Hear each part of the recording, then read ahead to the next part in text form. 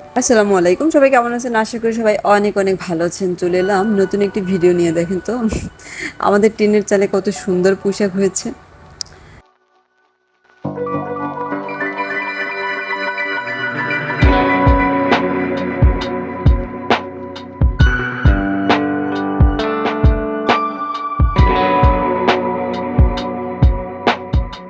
এই জায়গাটায় আবার একবেলা একটু ছায়া থাকে, তো যার জন্য হচ্ছে মনে হয় এখানে এত সুন্দর পোশাক হয়েছে। দেখেন কত বড় বড় পাতা, মনে হয় যে শাকগুলো কাঁচা খেয়ে ফেলি এইরকমের অবস্থা আর কি।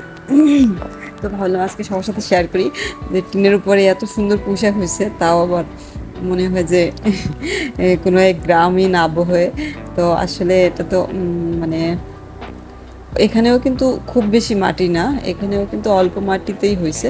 বাট আমার মনে হয় যে রোদের তাপমাত্রাটা, রোদ তো অবশ্যই দরকার, কিন্তু সকাল থেকে রাত পর্যন্ত একেবারে রোদ, মানে সন্ধ্যা পর্যন্ত রোদ পড়ে তো ছাদে, এটার জন্য হয়তো বা ছাদের পোশাকগুলো এত সুন্দর হয়নি যতটা সুন্দর এখানকার পোশাক হয়েছে। দেখেন কত বড় বড় হয়েছে পাতাগুলো, আর ইয়াগুলো মনে হয় যে খুবই খুবই খুবই সুন্দর হয়েছে আমাদের এখানকার পোশাকগুলো। যাই হোক, আজকে এই পোশাক মানে নিয়ে তারপরে হচ্ছে চিংড়ি মাছ দিয়ে রান্না করব। এর আগেও অবশ্য আমরা এখানকার পোশাক খাইছি, এই যে দেখেন, মানে এখান থেকে পোশাকের আগেও তোলা হয়েছে। এই যে দেখেন কি বড় বড় পাতা, না দেখলেই পরাণ ঠান্ডা হয়ে যায়, চোখ জুড়িয়ে যায়। এই যে আমার অনেকগুলো পাড়া হয়ে গেছে, এখন আমি হচ্ছে গিয়া চলে যাব। কিন্তু এত বড় বড় পাতা আর এতগুলো পাতা হয়েছে যে হচ্ছে গিয়ে আমার খালি মন চায় যে আরো কাটি। আমার পেছনে যে গাছগুলো দেখা যাচ্ছে এগুলো ফুল গাছ, এটাতে কিন্তু অনেক সুন্দর সুন্দর ফুল ফোটে। আহ, এটা সবাই চেনে অবশ্য, কিন্তু তাও বলে দিলাম। মনে হয় যে ইয়া গাছের মতো লাগতেছে না, হলুদ গাছের মতো, বাট এগুলো ফুল গাছ। পিছনের যে বড় বড় যে গাছগুলা, এই যে দেখেন কতগুলো শাক নিয়েছি আমি। এবার হচ্ছে এগুলোকে ভালো করে কেটে তারপর হচ্ছে চিংড়ি মাছ দিয়ে রান্না করব। একদম ফ্রেশ সারবিহীন যে শাক, ও অর্গানিক শাক। তো হচ্ছে আমার শাক কাটা হয়ে গেছে। তো এবার ভালো করে ধুয়ে দেন হচ্ছে কুচি কুচি করে দেন হচ্ছে চিংড়ি মাছ দিয়ে রান্না করব। এই যে আমি চিংড়ি মাছ নিয়েছি, শাক নিয়েছি, মানে আমার চিংড়ি মাছ দিয়ে পুঁইশাক রান্না করতে যা যা লাগবে সব কিছু নিয়েছি। আর হচ্ছে দুপুরের জন্য আমরা হচ্ছে টাকি মাছ ভুনা করবো আজকে। তো এই হলো আমার সব উপকরণগুলো। তো এবার হচ্ছে আমি প্রথমে মাছটাকে ভুনা করে নিব, দেন হচ্ছে শাকটা রান্না করব।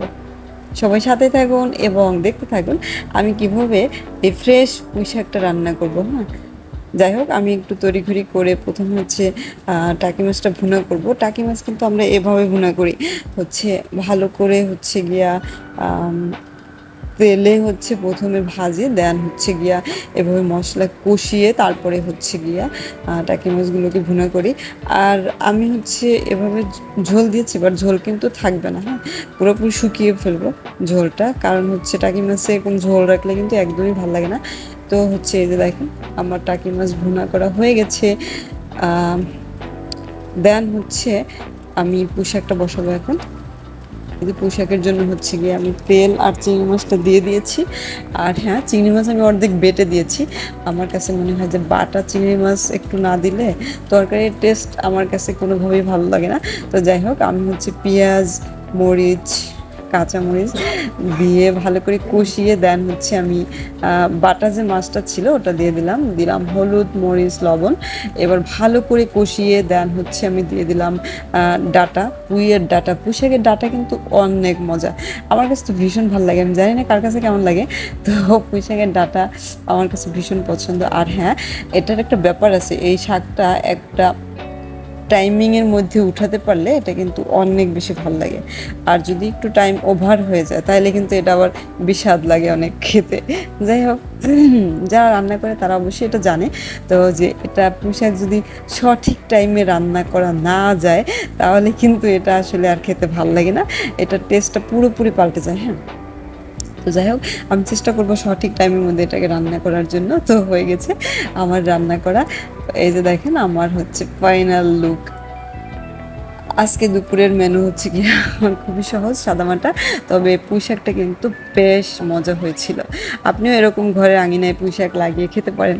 এটি কিন্তু সত্যি সত্যি অর্গানিক পুঁইশাক কিন্তু খেতে অনেক মজা। আশা করি আমার আজকে ভিডিওটা সবার ভালো লেগেছে, আর ভালো লাগলে লাইক কমেন্ট শেয়ার দিয়ে পাশে থাকবেন। ধন্যবাদ সবাইকে আমার ভিডিওটা দেখার জন্য। আল্লাহ হাফেজ, বাই বাই, টাটা।